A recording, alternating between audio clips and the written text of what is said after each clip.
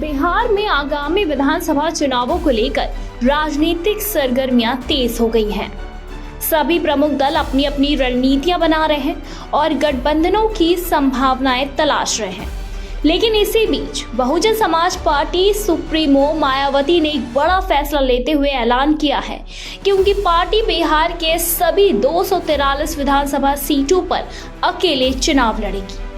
मायावती का ये फैसला राजनीतिक हलकों में चर्चा का विषय बन गया है।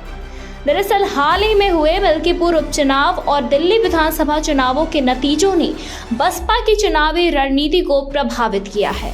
मिल्कीपुर में भारतीय जनता पार्टी ने जीत दर्ज की और समाजवादी पार्टी को करारी हार का सामना करना पड़ा। वहीं दिल्ली में 27 साल बाद बीजेपी ने अपनी मजबूती वापसी करते हुए एक जीत दर्ज कर ली। इन दोनों चुनावों ने सबसे ज्यादा सबक लेते हुए मायावती ने ये निर्णय लिया है कि बिहार में बसपा किसी भी दल के साथ गठबंधन नहीं करेगी। ये पहली बार नहीं है जब मायावती ने अकेले चुनाव लड़ने की घोषणा की हो। 2020 के बिहार विधानसभा चुनाव में बसपा ने उपेंद्र कुशवाहा की राष्ट्रीय लोक समता पार्टी के साथ गठबंधन किया था और 80 सीटों पर अपने प्रत्याशी उतारे थे, लेकिन पार्टी को केवल कैमूर जिले की चैनपुर सीट पर ही जीत मिली। इसके बाद बसपा के इकलौते विधायक जेडीयू में शामिल हो गए और मंत्री पद पर भी उन्हें हासिल कर लिया। इससे मायावती को राजनीतिक नुकसान तो उठाना पड़ा था। मायावती के अनुसार बसपा अब किसी भी राजनीतिक दल के साथ गठबंधन नहीं करेगी।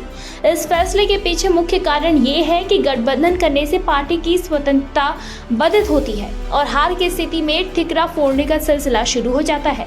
मायावती इस बार अपने दम पर चुनाव लड़कर बसपा के लिए नई संभावनाएं तलाशना चाहती हैं।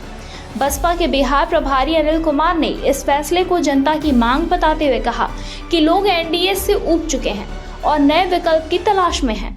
उन्होंने ये भी आरोप लगाया है कि दिल्ली विधानसभा चुनाव की निष्पक्षता को लेकर कई सवाल उठ रहे हैं। बिहार की राजनीति जातीय समीकरणों पर आधारित है। मायावती का दल दलित और पिछड़े वर्गों की राजनीति करता है, लेकिन बिहार में उनके पार्टी का बहुत मजबूत जनाधार नहीं रहा। बसपा का अब तक बिहार में कोई बड़ा राजनीतिक प्रभाव देखने को नहीं मिला, लेकिन अगर पार्टी सही रणनीति अपनाती है और जमीनी स्तर पर काम करती है तो वो कुछ सीटों पर असर डाल सकती है। बीजेपी और जेडीयू गठबंधन के साथ मिलकर चुनाव लड़ सकते हैं।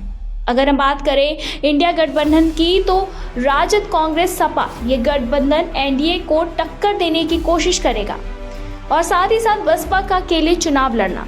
मायावती इस बार अपनी पार्टी को मजबूत करने पर ध्यान देंगी। मायावती का ये फैसला बिहार की राजनीति में कितना कारगर साबित होगा, ये चुनावी नतीजों के बाद ही स्पष्ट हो पाएगा। बसपा को बिहार में अपनी स्थिति मजबूत करने के लिए जमीनी स्तर पर बहुत मेहनत करनी होगी। सवाल ये भी है कि क्या मायावती का ये आत्मनिर्भर रुख बिहार की जनता को आकर्षित कर पाएगा या फिर नहीं। आपको क्या लगता है, क्या बसपा बिहार में खाता खोल पाएगी? अपनी राय हमें कमेंट सेक्शन में कमेंट करके जरूर बताएं।